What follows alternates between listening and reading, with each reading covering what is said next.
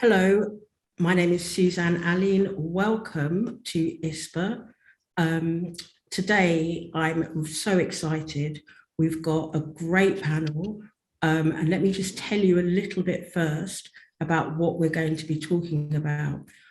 The title of the panel is Opportunities Through Policy, and we're going to be looking at how we, the sector, whether that is a government, arts councils, associations, individuals, what part can we play in reshaping the sector in response to this pandemic that we find ourselves in? What can we do? What can we achieve? But also, we're grown-ups. So what lessons can we learn from any mistakes we might have made in the past? Definitely not a blame game. It is definitely a conversation. So a little bit about me. I'm a cultural thinker, which means that I'm a strategist. I work across brand and organizational development. I'm based in the UK. I particularly welcome all our guests and attendees from around the world. For anyone that it's useful, here's a visual description of me. I talk about myself as a Black woman. I have a fabulous Afro puff today. I am wearing see-through glasses. I have a black dress, and I have a wall behind me with lines that will not line up, and for me, offends the camera. I always wonder why someone talks so beautifully about guests when they can talk so much better themselves. So we've got a lot to talk about today. I don't want any more of it to be on me. And so what I'm going to do is do a quick whip around our panelists, and they're going to introduce themselves. They're going to give you a quick one-liner about what they do and why they're here. And they too are going to share a visual description. I'm going to start with the lovely Rita.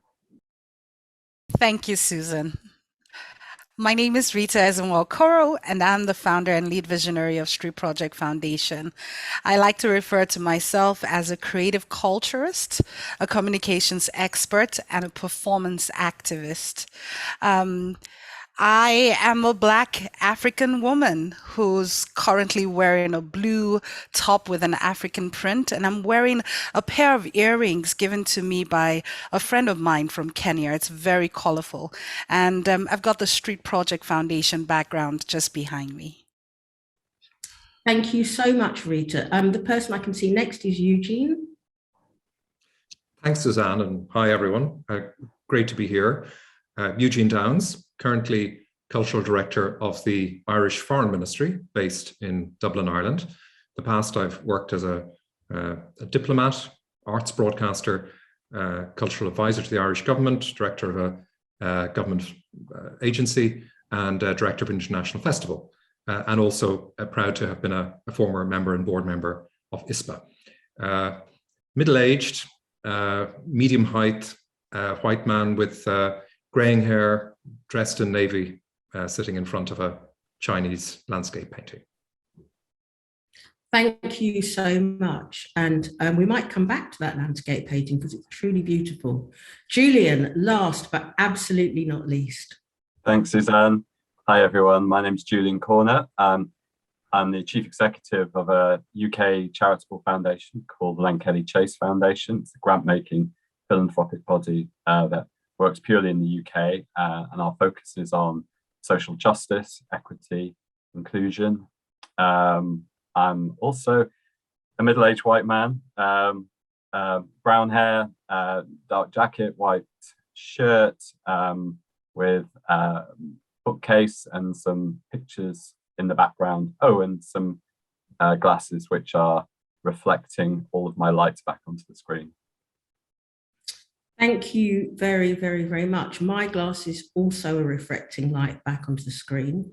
So I hope it's okay for everyone. I just want to take a second and invite everyone to sit back, to relax. This is a conversation. We're not doing it presentation style. If you need a cup of tea or water, do that. And I want to just set the scene a little bit, really. So we are in a pandemic. We are the kind of arts and cultural centre around the world. I welcome everyone, whatever time of day it is for you. And I suppose the question that we're asking in this particular session is, what can we do to reshape, and how can we do that? And as I said earlier, what can we learn from any mistakes? What should our ambitions be?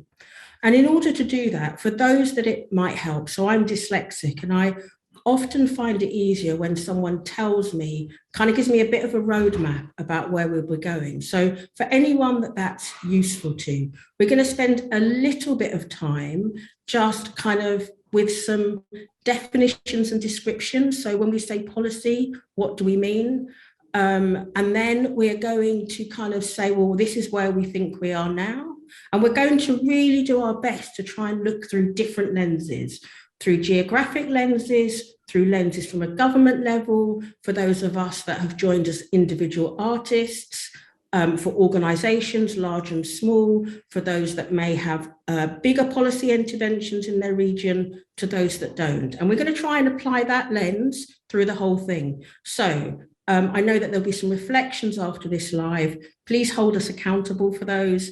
Tell us what we got, what we didn't get. Once we've set that scene, we're going to ask some questions around, okay, so what has caused that? What do we think the causal effects are?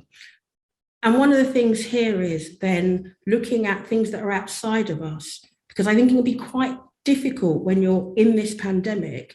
You look at yourself, tend to look quite inwards, but actually we're part of a bigger ecosystem. So let us be kind and give ourselves a break and understand some of those mechanisms and levers that sit outside of us, but also understand, and I really challenge you to this as an audience, I challenge us as panelists and myself as moderator. When we are talking about these people over here who may have more power or less empathy, or these people here, I ask you to look in the mirror and remember that the sum total of us are these people. So if I do have a call to action, it is, if you at any point think, oh, this isn't about me, I challenge you to think that maybe it is, because actually we're not going to work our way out of this pandemic without understanding that we are a group. So once we've done that, we'll probably spend the last section really thinking about moving forward. What can we do differently? And we're going to start thinking in threes. 3 is my magic number. It's a great number. You can generally remember 3 things. So what are the 3 things that we would like to change? What would we do differently? And how might that help you to think? This isn't kind of a recipe. This is what we've said, the word according to. It is, here's some ideas, here are our thoughts. That is so much enough from me.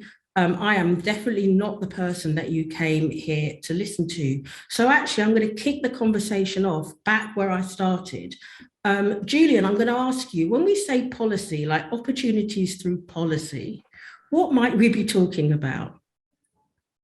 Well, a policy is usually a statement that is adopted either by an organization or by a government or a system. I mean, households have policies as well, because it's kind of, what are the principles that are driving what we're trying to achieve? Then how do they translate into a statement of intent?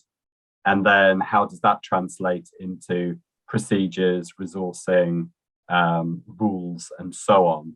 And so, as I say, you can have that in your household, how you want to run your budget or whatever. Organizations have HR policies and finance policies, and governments are dictated by policy. And so breaking it down as principles, intent, and then enacting procedures helps us to think about what aspect of policy do we want to intervene in.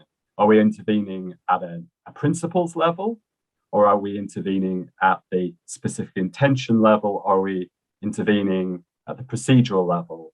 And most of the time, we think about policy intervention as intervening at the procedural level, about how government is enacting policies, the specifics of the rules, the resourcing, and so forth. But it's also possible to get in earlier, if you have a longer time frame, at the principles level. What are the fundamental principles, mindsets, attitudes that are guiding this policy in the first place? Where do they come from? Have they been critically examined? Because then you can have much more of a shaping influence. By the time you're at the procedural end, you're influencing the specifics. If you're at the principles end, you're shaping the whole intent. Wow, that is really useful. And I know that I'm not a policy expert. And in fact, when I first came to ISPA, I heard a lot of things. I was like, oh, I really wish someone had given me the basics of that. So for those who feel like, oh, policy has nothing to do with me, I would argue that it does. But of course, how it impacts what you do is completely different. So it probably isn't a surprise to know that we had a bit of a prep conversation, and honestly, we could have just recorded that. And I want to share some of the learnings that I had. Eugene, we talked about this idea of the pandemic sitting on quite seismic changes that the world is going through, these kind of idea of major changes. Could you describe a bit about that, so that as well as us understanding how policy is working, we're understanding just where we are in the world? Well, I think, Suzanne, it's hard to articulate clearly the complexity and breadth of all of these contending forces that we are living through simultaneously, and the level of multiple layered disruption that involves.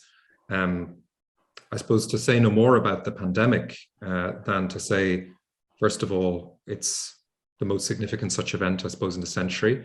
But also we're being told by epidemiologists that whenever we do finally emerge from it, and God knows that could be several years yet, we won't be waiting for another century for the next one. So in this sense, the world is speeding up.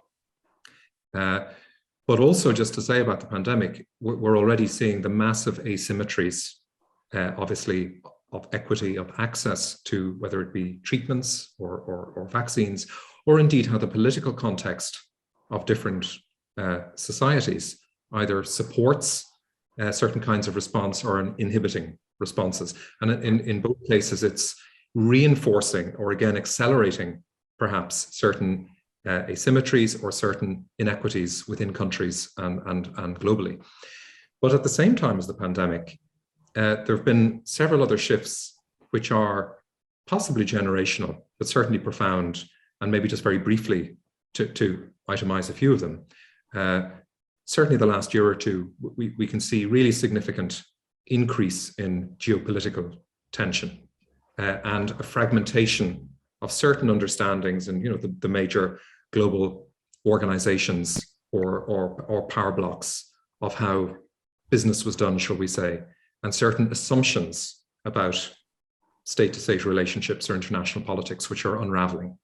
So on a geopolitical scale, we could look forward, say, to a decade of probably increased tension. We're already seeing that in some cases very significantly increased political instability also within societies.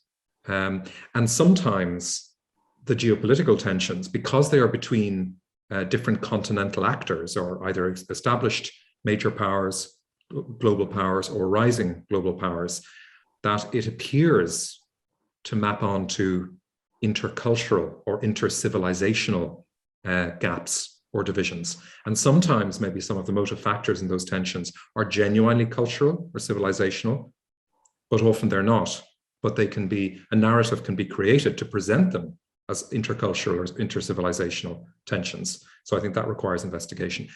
Very briefly, I think two other shifts, which to some extent again play onto that, is massive technological shifts. We all know within a broader digital shift, which perhaps we can talk more about, there are also certain particular technologies which could be really turning points, like quantum supremacy, like hypersonic technology. But again, as we've seen, even in very recent weeks and months, that those technological shifts are also reinforcing certain geopolitical tensions also.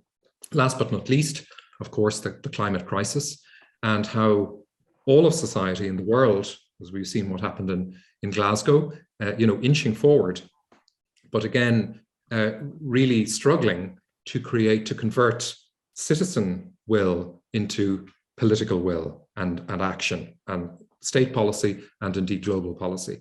And as the cultural sector is also trying to work out, well, what does that mean for the way we run our organizations or our own personal lives as arts professionals, but also for things like clearly long haul touring and just the whole way that certain kinds of art forms, quite asymmetric also between art forms, I think, in terms of the carbon footprint for different kinds of performance.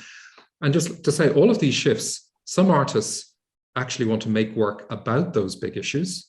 Other artists want to make work about other things, but actually need to navigate those big issues even so. Thank you. I personally, when we had this conversation, I think I knew a lot of that, but I couldn't articulate it. And I think there's something for us at ISPA about being able to hear things, and you might kind of know it, but when someone breaks it down as clearly as you have done, you sort of breathe and you're like, okay, I'm not, there's not something wrong here. This level of confusion I've got makes sense. Rita, I want to bring you in because when we were talking about this, I was really struck by thinking a few years ago when I was working in an institution where for me, I didn't understand the impact of policy. I didn't understand the impact of the work I was trying to do, that it depended on what my demographic looked like. We had some really interesting conversations around what happens when you have a region that has younger or older kind of people living there. What can you tell us about that in terms of how that sets a scene for the work that you might do? Thank you, Susan. We can't talk about policy in the African continent and specifically Nigeria, where I reside, without talking about politics. The politics of the day means that you have the 30% of the population, which are much older, ruling, and 70% of the population are majorly young people who are driven by the performing arts, who are driven by entertainment. And so it does affect how things are run in the country, how policies and procedures and processes are created as a result of that. My organization works with the demographic of this demographic of young people who are between the ages of 16 to as old as 35. Some of our projects are for young people between 16 to 25. And just trying to galvanize the politics of the day and the policies that are put in place to be favorable for this demographic proves challenging because of the political atmosphere. So it then becomes really challenging managing that demographic. It's quite complex. Because one thing is trying to get the young people to understand what it means to be in position of power when they've never experienced it. Another thing is for the older folks to understand what it is that the younger folk need within this continent, and how to create that for their development. Thank you. And I think so really for us, this was about setting the scene. I want to kind of move on a bit to those are all the things that are going on around us. For those of us who remember a Rubik's Cube, it's a bit like on one side, you've got kind of geopolitical shift. On another one, you've got kind of movement for equity and rights and freedoms. And then we've got the pandemic. So if anyone's sort of sitting here going, yeah, thank you. That's how I felt when we did the prep and all of this came out. So now we know where we are. And we know that we don't need to panic about why we've been feeling the way that we do. Let's kind of move forward a bit and let's think of some of the other reasons about why we might be here, some kind of like systemic reasons. And Rita, I couldn't have paid you enough to help me segue into my next question, which is, for those that don't know, and I guess not many people here will, I'm doing some research on power and the brain and where does power reside? And I want to know, because I'm interested in leveling up society. So if we know where power resides and we can think about our relationship to power and the impact, might that help us? And of course, I'm never saying that all power is bad. That's not it. But you brought up this idea of power. And so I suppose what I'm asking of you three, actually, just jump in now. We're kind of round a kitchen table. We can all just put our hands up. I won't say it's the person who speaks loudest, because I got reminded that it's not about loudness, but jump in. So if we were going to think about the three major reasons why we're here, because let us not forget that in this title is, how do we reshape?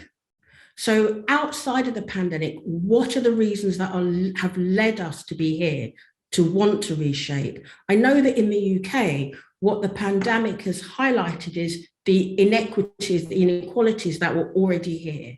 What brought us to that stage? Because if we spend a little bit of time on picking that, we can then, I think, move forward to what we can do differently. And one of the things that I've learned from my colleagues at Banff, who I initially met at ISPA, is this idea, they call it truth and reconciliation. I'm not necessarily saying that, but what I am saying is, what might be some truths and how might we think about moving them forward? So, panelists, 3 reasons why we might be here. Anybody want to jump in? I can start. Okay. Rita, you go. No, you can go. You can go on, Julian. I was going to start because Suzanne mentioned the UK context, so I'll just riff off that for a moment, which is just, I was thinking about the question of where things have come from, and I can only talk about the UK context and my own lifetime. And I think the turning point in the UK was actually the Iraq War. Up until that moment, and during the late 90s, early noughties, there was relative stability, a high trust in government, and a feeling of general progression, strongish national identity, and a general sense of competence, and that some people weren't benefiting, but overall we were kind of in a good place. And then we went to war with Iraq, and the confidence in the government nosedived. And then a few years later, we had the banking crisis, which led in the UK to a massive austerity. And this sense of the government as a competent container of our society that would manage things well, that wouldn't lead us off down ruinous paths, was massively eroded, I would say. And into that space has crept polarization and populism, and social media fueled conspiracy paranoia about the way that the world works. And it's been a massive shift. The silver lining of that is that we now all get to question why things are the way they are. We're all a lot less complacent about the way the world works, what the underlying dynamics are. We're all quite a lot more curious about international politics, the workings of global capitalism. And in more recent years, we've got an awful lot more curious about our own history, and what allowed Britain to become this power within the world, and where that all came from. Of course, lots of people have always known this, This is not new news. But I would say in a mainstream way, those of us who thought that we'd kind of cracked it and we knew what a good country looked like, have had that confidence severely rattled, and are now looking for deeper explanations of why we are where we are. And so when a dreadful event like the murder of George Floyd occurs, that ripples out from the communities most immediately affected through the mainstream, because I think we have much less settled consensus now on the conventions, norms, orthodoxies of how we should run things. So I think the things that I would cite that have changed are much greater sensitization to the underlying drivers of our society, and much more aliveness to complexity and the interconnectedness of things, and much less acceptance of official, power-driven analysis of how the world works. Talking about complexity, I think for Nigeria, which is a context that I'm most conversant with, I think one of the challenges is what I call identity crisis. Identity crisis in terms of who we are as a people. Nigeria and the making of it and how it came into being. There's a talk in Nigeria about whether we should be called Naija or Nigeria. Nigeria being the context of which people understand the history and colonialism and how we got here and how we were named by some and how we were named, and then Naija, which is what the young people know Nigeria to be today. Is one context that we're living in. There's a lot of complexity in that, and also the fact that we are a country of over 200 ethnic groups, speaking over 500 languages. That in itself, culturally, is some complex unit, and we are yoked together to live as one. That's some identity challenge going on there. A second being political instability has shaped a lot of how we got here. We started out with after independence, having a prime minister, then moving on to a presidential system, and then military took over, and then back again to a democratic rule, and back to military, and back to democratic rule. So there's been a lot of instability, and with it has come corruption, has come different things. Different governments have, pushed down the throat of the people what they feel is best, and it keeps changing. So there is an inconsistency. The third would be poverty. Over 60% of our population live below $1 a day or $2 a day. And that in itself affects how policies are shaped generally around the performing arts. Again, wow, thank you, Eugene. I was coming to you because I knew you had something to say there, so over to you. Well, just adding to what Julian and Rita have said, and you asked us about power, and I know one of your own particular areas of interest, Suzanne. There's kind of perhaps just three very brief concepts of power that one could kind of begin to, if you like, break it down or unfold it. I suppose going back to the ancient world and the Latin period, there's the idea of imperium, which is from which, of course, etymologically empire derives and so on. Imperium as the power to command. In other words, the power to act upon other people. Then you have potestas, which is more like the power to do, or the power to act, or the power to be.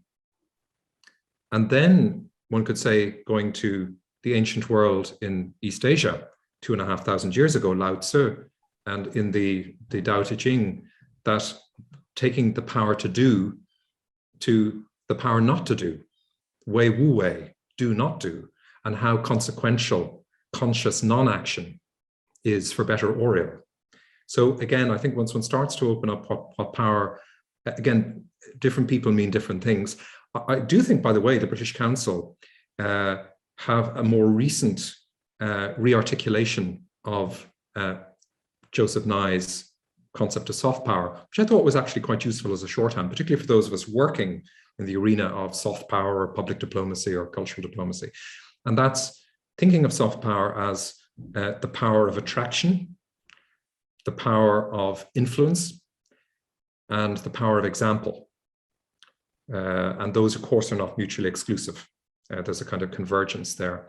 The last thing I just throw in is, again, particularly building on what Rita said and Julian about the political, the structural issues in Nigeria or in the UK, that would it be fair to say that a necessary but not sufficient condition for sustainable democracy, whether or not there's a pandemic, is, and indeed also cultural democracy, is the proportionate and accurate transmission of electoral choice, citizen choice, voter choice to democratic outcome, whether that's for parliamentary elections, presidential elections.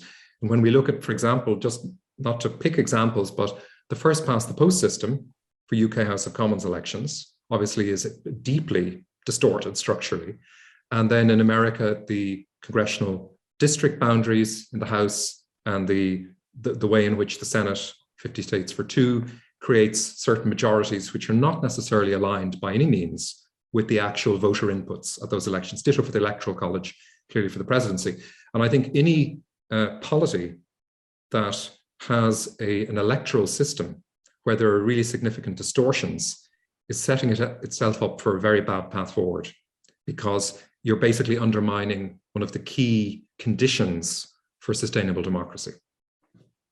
Thank you. I am going to try and be cleverer than I really can be. So apologies. So Eugene, you've just talked about kind of government and policy. And what was in my head was this idea of everything we've just said has really talked about what's around us. And I'm sure people are sitting there going, yeah, this all makes sense. But I suppose my question now to us is, out of that, what have we done that we might have been better off doing differently as organizations, as individuals, as artists in different geographic regions?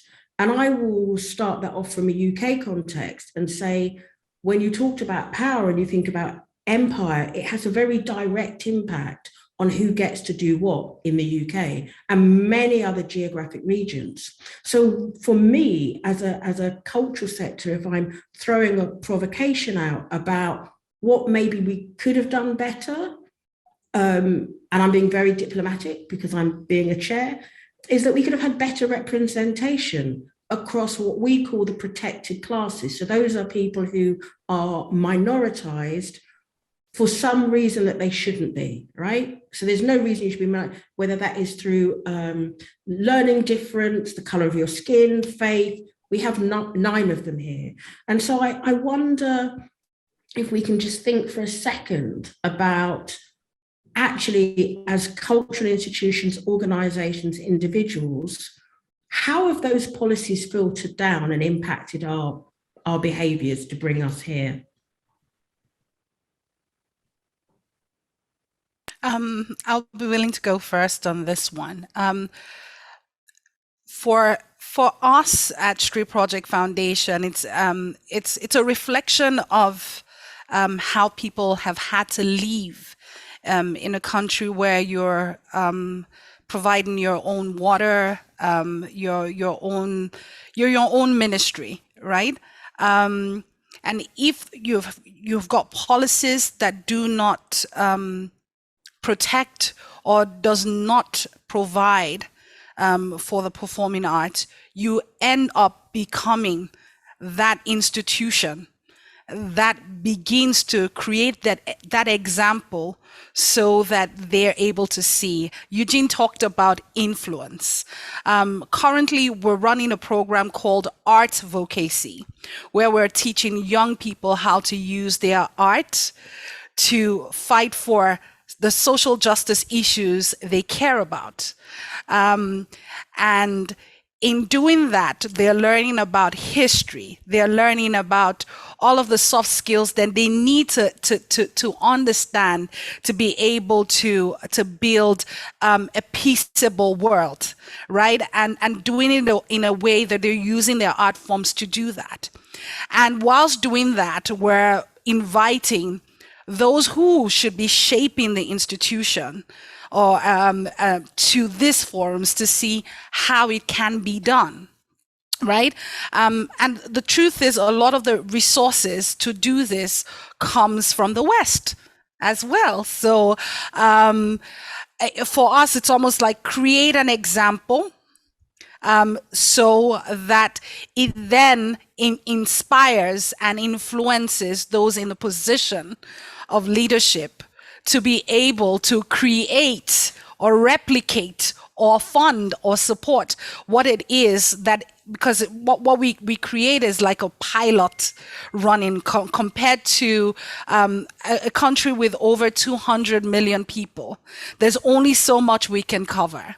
But when we're able to show them that, we're able to do that. But what's important, and it's something, and one of the reasons why I want to be part of this conversation, is gradually having a seat at the table where people understand the power of the performing arts for development, for cultural development, for youth development, for the development of society, would be in position of power to be able to create those policies. So it starts with creating activities that then sets an example that then influences those who can make those policies and those decisions, and then walk your way up to leadership. Thank you. Thank you. I agree with everything you said, and I think hearing this kind of this room, this digital room, we reflect certain geographical parts of the world. Where I am is the UK, and one of the things that I would say is, you know, we brought in our first Equalities Act in 2010, 2011. Prior to that, the Race Relations Act in the 60s was what kicked it off. But actually, one of the conversations we're having now is about, we have these acts, but actually they're not enacted. And so I think, how do we assign responsibility for what hasn't happened without making it a kind of a you're to blame, because actually blame doesn't move us forward, right? And Julian, you said some really interesting things. I should say, for transparency, that Len Kelly Chase is an organization that fund me and my work. And I can't sing your praises highly enough. I do it off screen as well, about the simplicity of the process for me. But can you just talk about, as we're starting to make that move across now to, these are the things that have happened, how do we move differently? How do we build back differently? You just talked about some of the learnings that you've had as a funder who, you know, for people like me looking for funding, we always think, you've got it easy, but we know you haven't really. So what are the things that you've learned as a funder that you wish you'd done differently? And how might you move into doing that differently in the future? It's a really great question, and it's so interesting to listen to Rita talking about young people, because I think that's the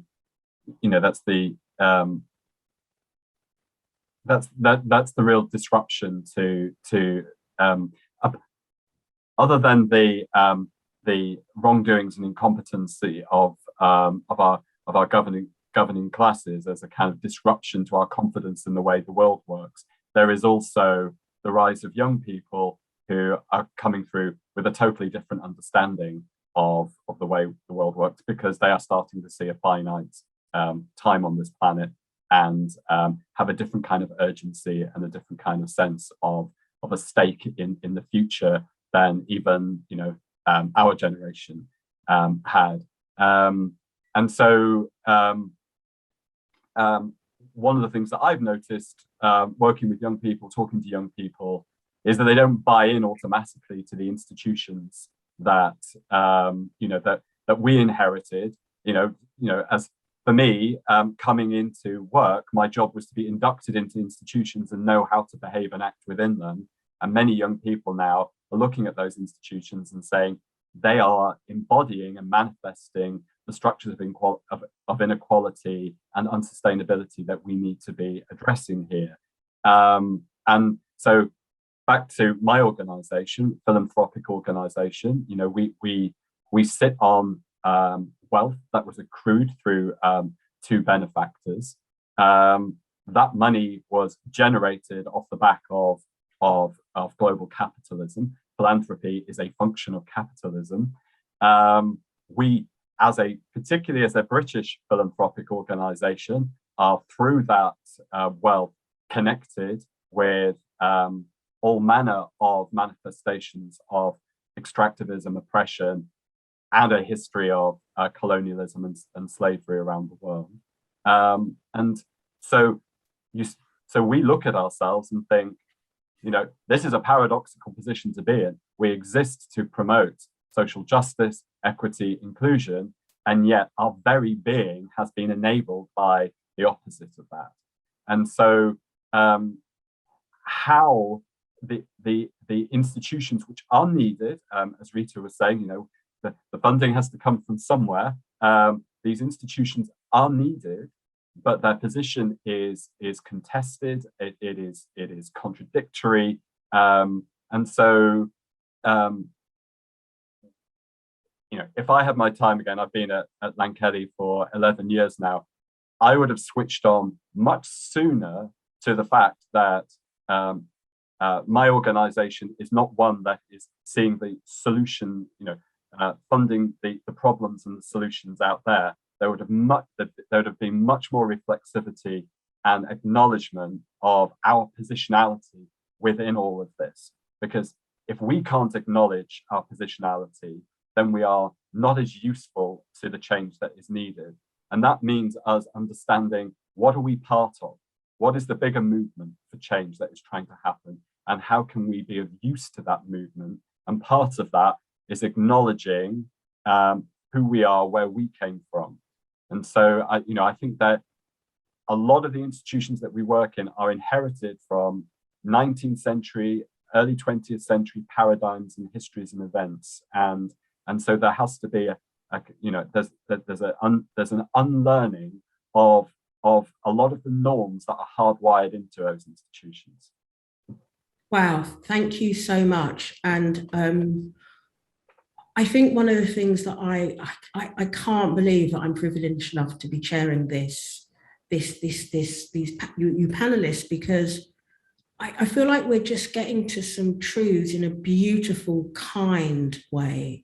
And I think this is one of the challenges, right, in the cultural sector. Like, we're creative and we want to do these things, but sometimes we don't want to self-reflect. I am so aware I could talk to the three of you for another 3 hours. In actual fact, we've around 15 minutes left. And so we've started to move, I think, leaving on that thing of looking at ourselves to reflect and understand our position in the creation of where we are today, of understanding what can we learn from the younger generations who are not playing with us. And that's me. If you know what Freudian is, that's Freudian talk. They are not playing. So what can we learn? Now, how can we move forward differently? How can we start to, or continue to network? What are the changes? So the questions that I asked you, I'm now repeating. Rather than the 3 things that brought us here, what are the 3 things that could actually take us forward? What can we do differently? And what can we do differently? Again, thinking geographically, thinking, for the person who is an artist who's here, who works on their own in the singular, for someone who's a massive institutional lead and is actually directly affected by policies, for those that aren't. Let me not waffle. what are the 3 things we would do differently?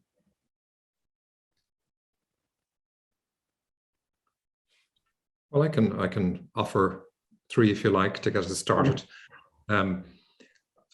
I suppose what we've seen in the pandemic, for example, is almost every government in their different way jumping in with emergency policy responses of different kinds. And some of them would be societal, would be economy-wide, for example, different kinds of welfare support, different kinds of, other funding or other intervention. But some of them are also sectoral. And it's forced governments sometimes to get into spaces they normally wouldn't have been involved in, like, for example, commercial parts of the creative sector. Certainly, just speaking for Ireland, the government would have made very significant supports, the many tens of millions available to commercial creative and cultural operators who equally were caught in the same lockdowns that everyone else was. But to do that, they've had to begin to understand the dynamics of how the commercial creative sector operates. But at the same time, they've been greatly increasing their support for the more, shall we say, traditionally subsidized art-led sector. And what that, of course, has led to is, in some cases, there's a challenge to make the two be fully consistent or coherent internally.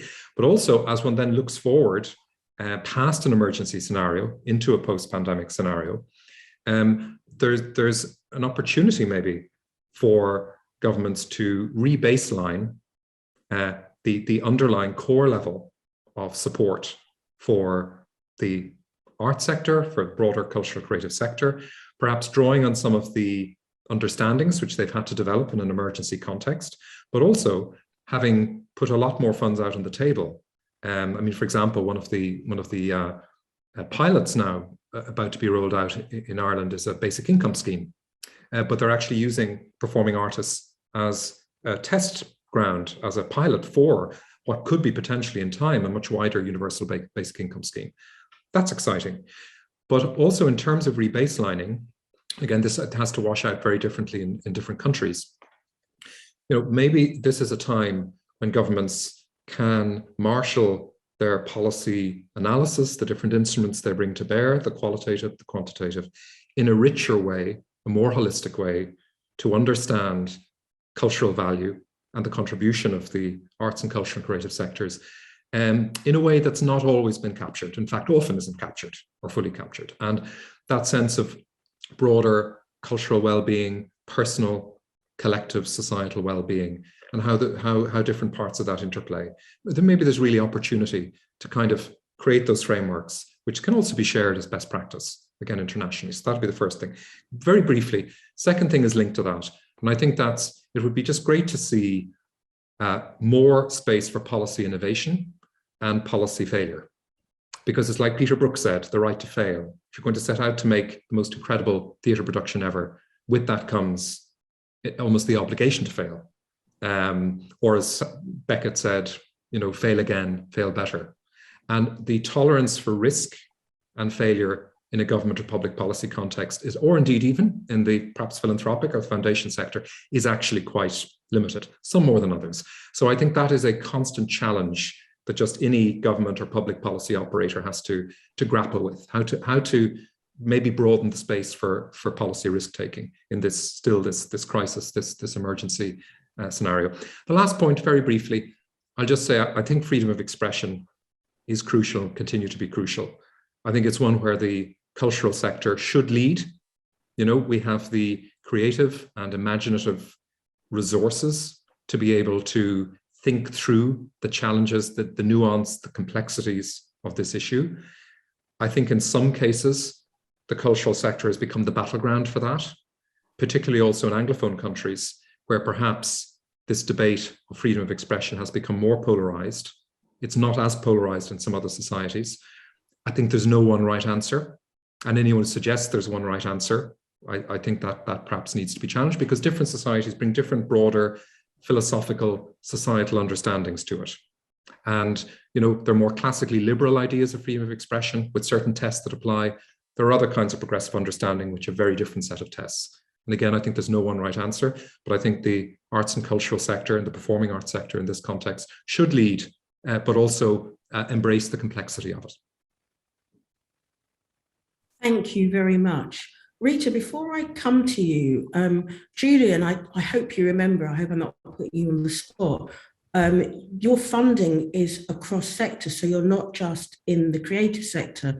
And we talked a bit about why you think, as someone who sees many different sectors, what we have that's very special and unique in terms of maybe working with policymakers.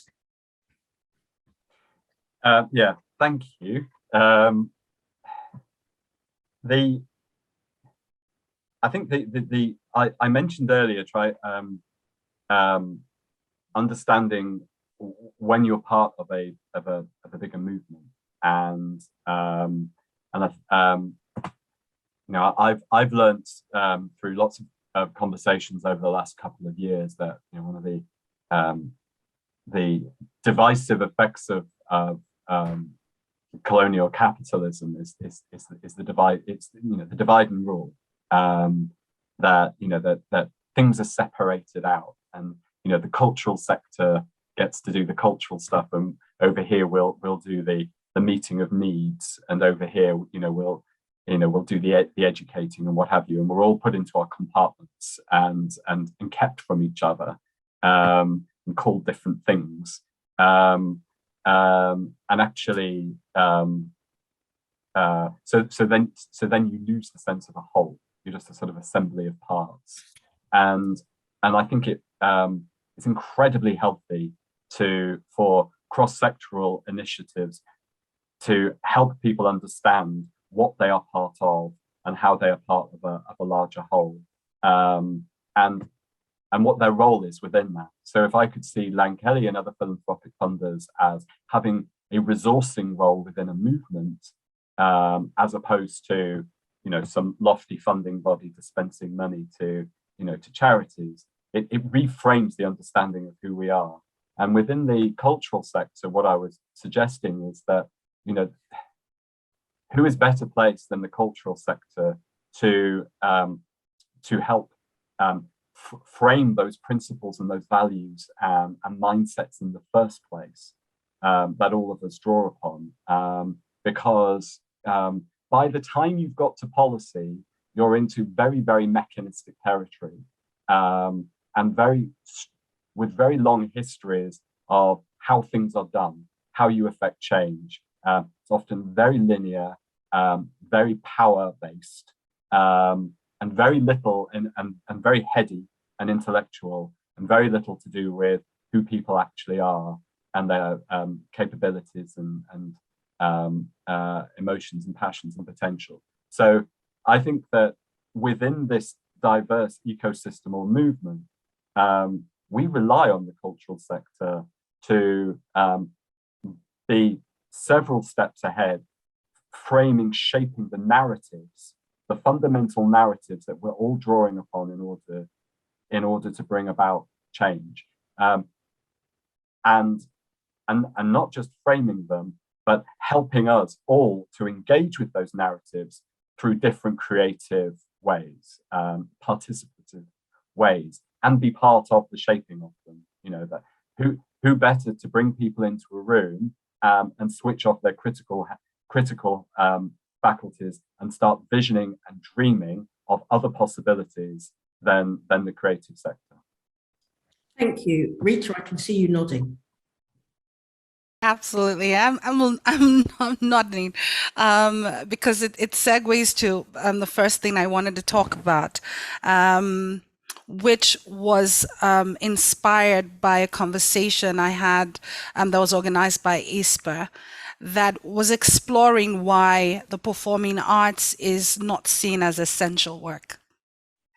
And I think it's one of the challenges that plagues us in the African continent, and why our policies shape the way it is. And so one of the things that we've been able to do as an organization, Street Project Foundation, doesn't just think about performing arts in isolation and for the sake of it. so that we're able to access the kind of funding required to be the example of what play, performance, and the creative arts can do for human development, is to actually share the example of how performing arts can influence employment opportunities, how performing arts can influence youth development, how performing arts can influence political participation, citizen participation. So a lot of our programs are designed that way, so they see that it's beyond performing arts for entertainment, especially when you're working in a continent that is heavily plagued by poverty. They need to be able to see how developmental performing arts can be. And that's why we have programs like the Creative Youth Bootcamp, Arts for Social Transformation, or Arts Vocacy, or Street University. All of those programs are designed for development and intercultural dialogue and social mobilization, and youth leadership. These are things that I think speak to power, that speaks to policy. Those are things that, because it has it's a double-edged or triple-edged or quadruple-edged sword. So it's how, like Eugene talked about, how can you be innovative with policy, and by creating things like this that inspires the kind of policies that would be formulated going forward. In the development world as well, and sector as well, there's a common phrase: nothing about us without us. And working with young people, it means that the digital space is so critical. And one thing that the pandemic showed us was the fact that everyone was forced to this boxes that we're all living in, and even the hybrid model that we're embracing, and all of that is to think about how can we connect in these ways. This is like the youthful terrain. What are the things that we can create? What are the policies that we need to formulate that will support, the performing arts and make it even thrive even more? Those are the two that has come to mind now as to how to move things forward. Wow. I don't actually think that if this had been scripted, we could have finished on a better note. So we are really possibly running a couple of minutes over, and this is what we're going to do. I'm dyslexic, have PTSD, everything I do is collaborative. So I'm going to sum up in a collaborative fashion, but I don't want to throw my fellow panelists under the table. So I will start. I'm going to do a couple of sentences. If there's anything that anyone thinks I've missed as a summary point or a takeaway point, I'm going to hand back over to you. But you know what? I want to come back to ISPA again. So we're going to have to keep those final summary points super short, because if we don't, I'll have failed as a moderator and I won't be asked back, and you wouldn't like to see that, would you?